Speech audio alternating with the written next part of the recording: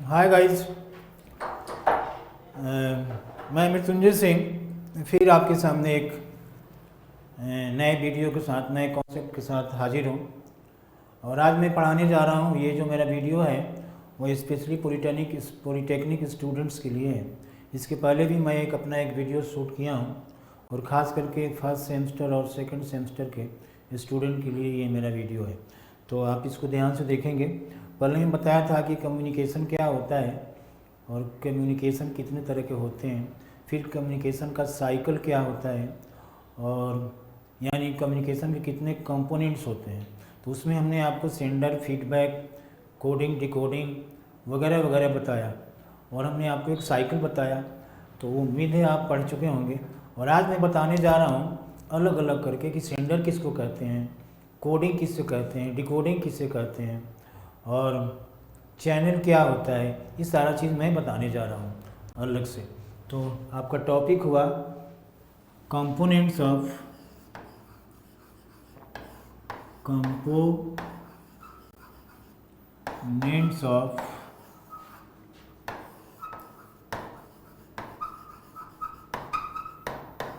Communication. Components of communication यानी elements of communication. इसको आप एलिमेंट्स भी बोल सकते हैं, elements of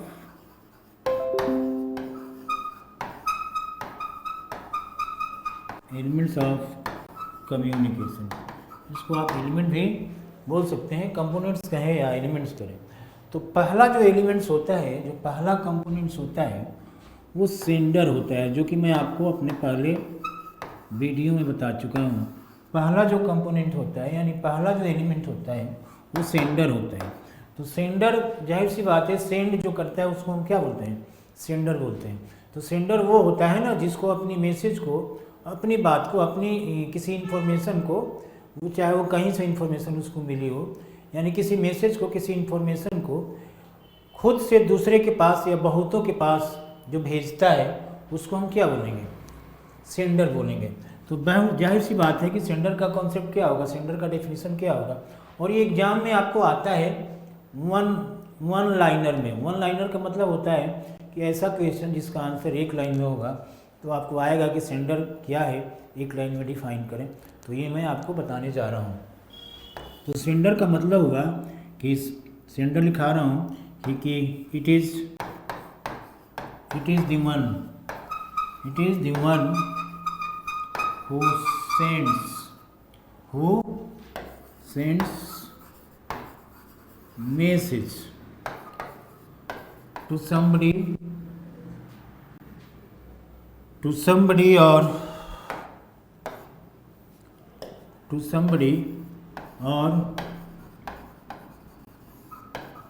many bodies, somebody's or many bodies। Sender वो होता है ना जो मैसेज को किसी के पास भेजता है या बहुत लोगों के पास भेजता है। It is the one who sends message to somebody और many bodies, that is called sender. जैसे देखिए, है ना, आई स्पीक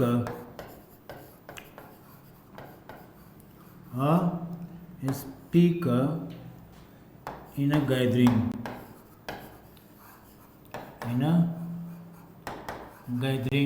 वो भी सेंडर हुआ। वो अपनी बात को स्पीच के सहारे, शब्दों के सहारे, जो लोग बैठे हैं, जो लिसनर बैठे हैं, यानी जो आपको ऑडियंस बैठी है उसको आप सुनाते हो, तो ये स्पीकर भी एक सेंडर हो सकता है। और दूसरा क्या हो गया, राइटर हो गया। राइटर भी क्या है, सेंडर है। वो भी कुछ लिखता है तो एक से दूसरे के पास भेजता है, तो राइटर भी एक तरह का सेंडर हुआ। और सबसे बेहतरीन सेंडर होते हैं एक्टर। तो एक्टर अपनी एक्टिंग के सहारे किसी न किसी मैसेज को और अपने डायलॉग के सहारे हम लोगों के पास देते हैं। मूवी जो होती है, मूवीज़ जिसको सिनेमा हम कहते हैं, तो वास्तव में जो मूवीज़ होते हैं वो हमारे समाज में जो हो रहा है उसी पे बेस्ड होते हैं। तो वास्तव में हम एक मैसेज देते ही हैं, चाहे वो किसी तरह का मैसेज दें। मैं कमेंट नहीं करना चाहता, तो इसलिए एक्टर भी क्या है, सेंडर है। राइटर भी क्या है, सेंडर है, और मैं भी सेंडर हूँ, यानी एक टीचर भी सेंडर हो सकता है। तो जाहिर सी बात है, टीचर क्या करता है, कोई चीज़ को पढ़ाता है तो अपनी अपनी व्यूज़ या जो उसने अनुभव किया या जो उसने पढ़ा वो स्टूडेंट के साथ शेयर करता है, तो मैसेज को सेंड करता ही है, तो टीचर भी एक सेंडर हो जाएगा। तो हमने इतना सारे एग्जाम्पल आपको दिया मैं सेंडर के रूप में, आपको बात समझ में आ गई होगी। अब आगे बढ़ता हूँ मैं, है ना। दूसरा जो कंपोनेंट होता है वो होता है आइडिया। दूसरा जो कंपोनेंट होता है वो होता है आइडिया। आइडिया का मतलब हुआ कि सेंडर के पास जो थॉट्स होते हैं, जो उसके पास विचार होते हैं, जो मैसेज होता है, जो इन्फॉर्मेशन होता है, उसी को हम क्या बोलते हैं, आइडिया बोलते हैं। मतलब जो वो कहना चाहता है दैट इज़ क्या हुआ, आइडिया हुआ, है ना। तो आइडिया का मतलब हुआ कि आइडिया इज, या एन आइडिया ऐसे भी लिख सकते हैं, an idea is all about, an idea is all about Sanders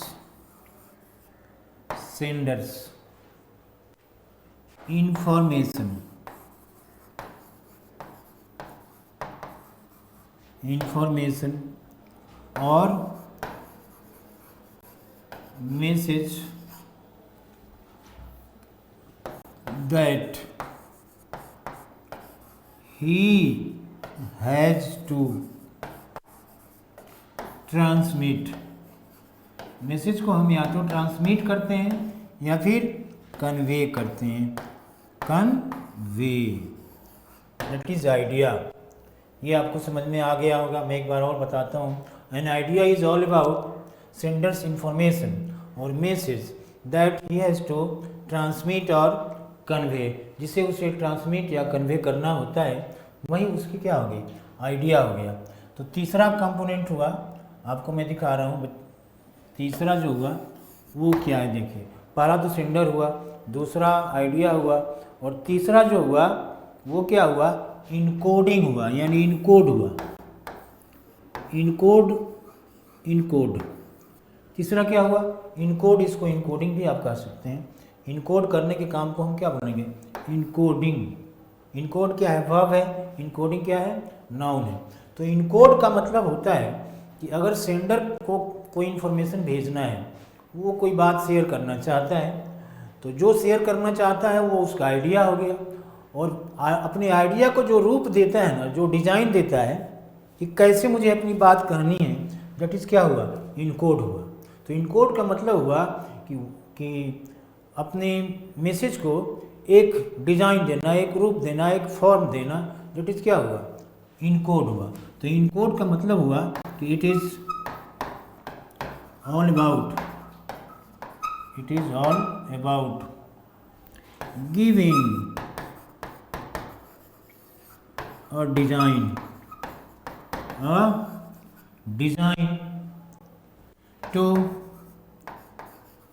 to the sender's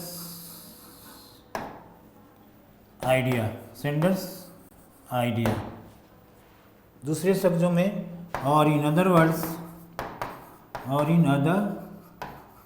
words, okay, to encode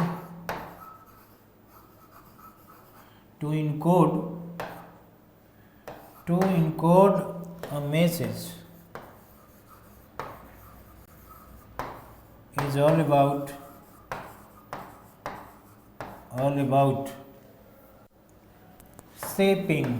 shape करना, आकार देना, shaping it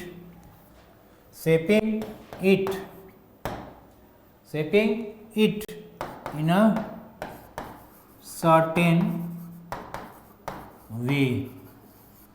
certain way, that is called encode।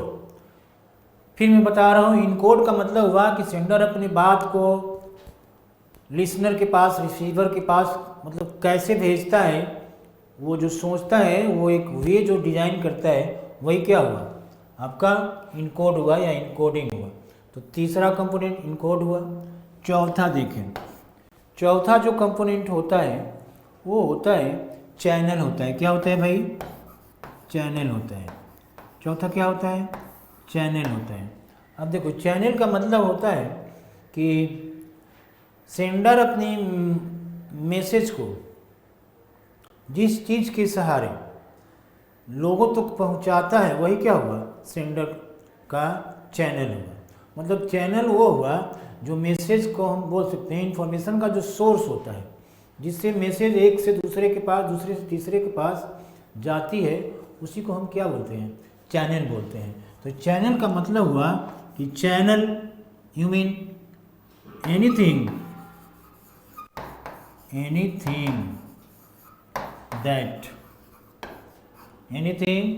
that anything that passes a message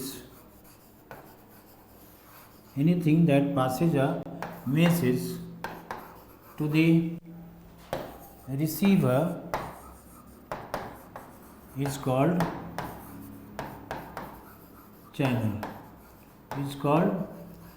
channel, or in other words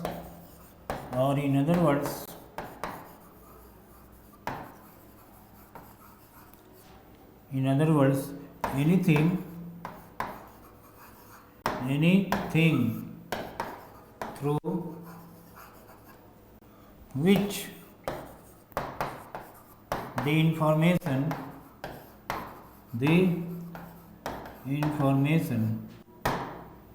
passes to the receiver is called channel. As example मैं समझा रहा हूँ। मैं अभी मैं आपको अपनी व्यूज़ रख रहा हूँ ये सारी चीज़ों पे। तो मेरा ये व्यू रखने का यहाँ पे देखिए दो चैनल हो गया। एक तो चैनल हुआ कि मैं बोल रहा हूँ और मेरी बात को रिकॉर्ड हो रहा है और फिर यूट्यूब के सहारे वो आपके पास पहुँच रहा है। तो यहाँ पे दो चैनल काम कर रहा है। एक तो चैनल हुआ वावल चैनल, यानी मैं अपने वावल ऑर्गन्स को यूज कर रहा हूँ, और वावल ऑर्गन्स को जो यूज कर रहा हूँ, जो मेरी साउंड हो रही है वो रिकॉर्ड हो रहा है और रिकॉर्ड होके आपके पास पहुँच रहा है। तो कहने का मतलब है कि चैनल वो चीज़ है ना जो हमारी मैसेज को हमसे ले करके दूसरे के पास पहुँचता है। तो क्या हुआ? चैनल हुआ। तो रेडियो एक चैनल हुआ। रेडियो के सहारे हम बहुत सारे गीत सुनते हैं। रेडियो पर हम बहुत गीत सुनते हैं, गाना सुनते हैं, ड्रामा सुनते हैं, बहुत लोगों की इंटरव्यू सुनते हैं, समाचार सुनते हैं। तो रेडियो एक चैनल हुआ। आपका टेलीविज़न एक चैनल हुआ, इंटरनेट एक चैनल हुआ, और वो जो लाउड स्पीकर बजता है ना, वो भी एक चैनल हुआ। तो चैनल का मतलब हुआ कि जिसके सहारे मैसेज निकल के लोगों तक पहुंचती है, उसी को हम क्या बोलते हैं? चैनल बोलते हैं। जैसे क्या हुआ? जैसे मैं लिखा टेलीविज़न, क्या लिखा? टेलीविज़न एक चैनल हुआ। दूसरा हुआ रेडियो एक चैनल हुआ, है ना। उसके बाद देखिए इंटरनेट, ये भी क्या हुआ? एक चैनल हुआ, है ना। डी में देखिए, है ना, आपको लाउड स्पीकर,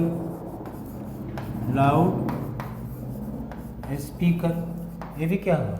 चैनल हुआ, है ना। और हमारे जो वोकल ऑर्गन्स हैं वो भी क्या है? चैनल है ना।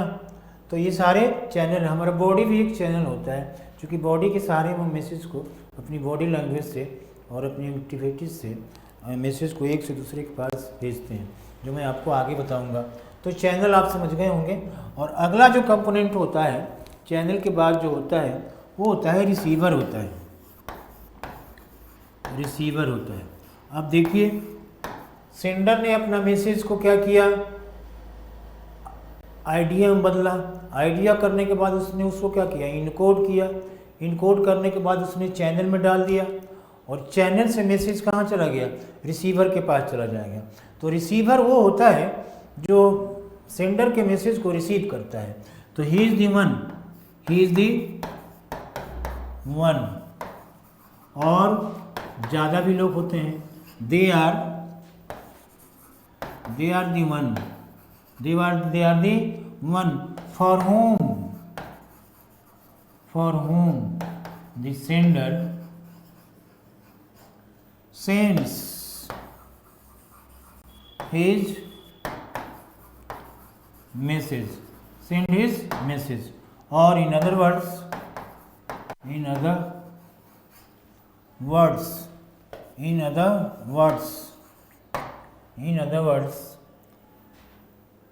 I mean one who receives the message,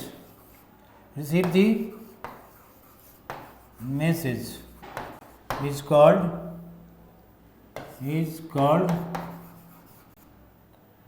receiver. Very simple line, very simple concept. तो सिंपल सी बात है, जो मैसेज को रिसीव करता है वो क्या हो गया, रिसीवर हो गया. यानी ऐसे करने से अच्छा नहीं लगता है. एक्चुअली मैसेज रिसीवर वही होता है जिसके लिए सेंडर मैसेज करता है. क्योंकि सेंडर को जो अपना मैसेज देता है तो सेंडर अपने अनुसार एक ख़ास तरह का मैसेज तैयार करता है और ख़ास तरह के लोगों के लिए तैयार करता है. तो उसको उसी लोगों से मतलब होती है. तो ये तो बात सही है कि वो रिसीव करता है, लेकिन थोड़ी सी और आप गहराई में जाएंगे तो आपको बोलना चाहिए कि the receiver is the one for whom the sender sends the message. Okay, so then this is receiver. और रिसीवर क्या करता है, इसको देखो. अगला जो कंपोनेंट होता है वो क्या होता है, डिकोड होता है, यानी डिकोडिंग होता है.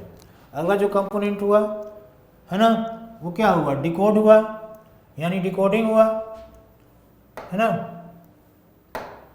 तो डिकोड हम कैसे करते हैं, तो डिकोड का मतलब हुआ कि, या डिकोडिंग का मतलब हुआ कि अगर सेंडर के पास कोई मैसेज आता है, सॉरी सेंडर अपना मैसेज अगर भेजता है, आइडिया को डिज़ाइन करता है, डिज़ाइन करके चैनल में डालता है और चैनल के थ्रू रिसीवर के पास जाता है, तो रिसीवर उस मैसेज को रिसीव करके उसको समझता है. जब मैसेज रिसीवर के पास जाता है तो उसको एक अपना रूप देता है, एक अपना डिज़ाइन देता है, वो उसको अपने अनुसार उसको समझ लेता है, एक अपना रूप दे देता है. That is called decode. तो डिकोड का मतलब हुआ कि रिसीवर किसी मैसेज को कैसे समझता है, उसी को हम क्या बोलते हैं, डिकोड बोलते हैं या डिकोडिंग बोलते हैं. तो it is all about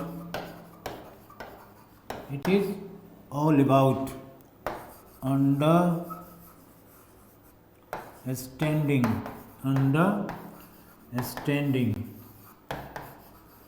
the message,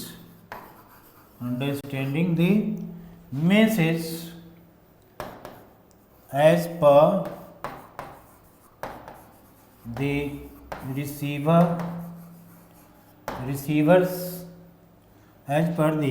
receiver's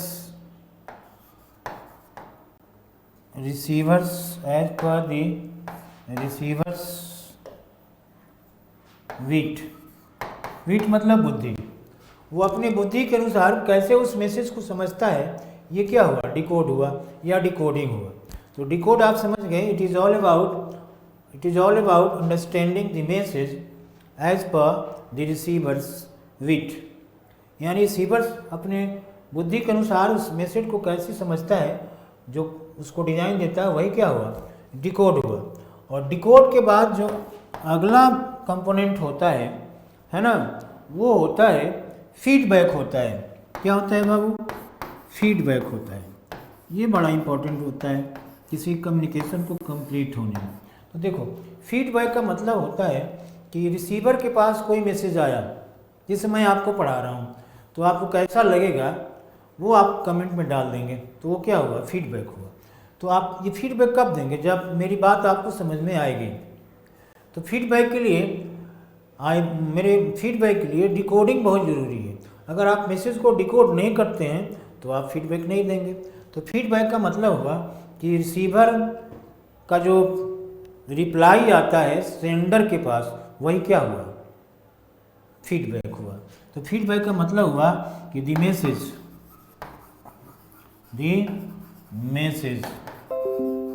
that comes to the sender, comes to the sender, or for the sender, or for the sender from the receiver, किसके यहाँ से, रिसीवर के यहाँ से, from the receiver is called feedback, is called feedback. और एक और चीज़ दे सकते हैं, from the receiver after decoding, क्या करता है वो, उसको डिकोड करता है। You mean the message that comes to the sender or for the sender from the receiver after decoding is called feedback। उसको हम क्या बोलेंगे बाबू, फीडबैक बोलेंगे। तो ये सारे कंपोनेंट हमने समझा दिया आपको। पहला जो कंपोनेंट होता है वो रिसीवर हो गया, दूसरा जो कंपोनेंट होता है वो आइडिया हुआ, तीसरा जो कंपोनेंट हुआ वो इनकोड हुआ, चौथा जो कंपोनेंट हुआ वो चैनल हुआ, पांचवा जो कंपोनेंट हुआ वो रिसीवर हुआ। रिसीवर को आप रेसिपिएंट भी बोल सकते हैं। दूसरा वर्ड क्या होता है, रेसिपिएंट। मैं लिख देता हूँ, रेसिपिएंट। रेसिपिएंट का मतलब हो गया रिसीवर, इसको भी हम रिसीवर कहिए या रेसिपिएंट कहते हैं। तो अगला कंपोनेंट रेसिपिएंट हुआ, और रेसिपिएंट के बाद अगला कंपोनेंट क्या हुआ, डिकोडिंग हुआ, यानी डिकोड हुआ, और उसके बाद क्या हुआ, फीडबैक हुआ। और फीडबैक फिर किसको मिला, किसके लिए मिला, सेंडर को मिला। तो एक चीज़ मैं आपने पहले वीडियो में आपको बताया था कि देखिए कोई भी कम्युनिकेशन सेंडर से शुरू होती है और सेंडर के पास आके ख़त्म हो जाती है ना। तो यही एक साइकिल हुआ, और यही इसका कंपोनेंट्स हुआ, और यही एक एलिमेंट्स हुआ। एग्ज़ाम में आपको वन लाइनर क्वेश्चन आते हैं जिसको मैं समझा दिया।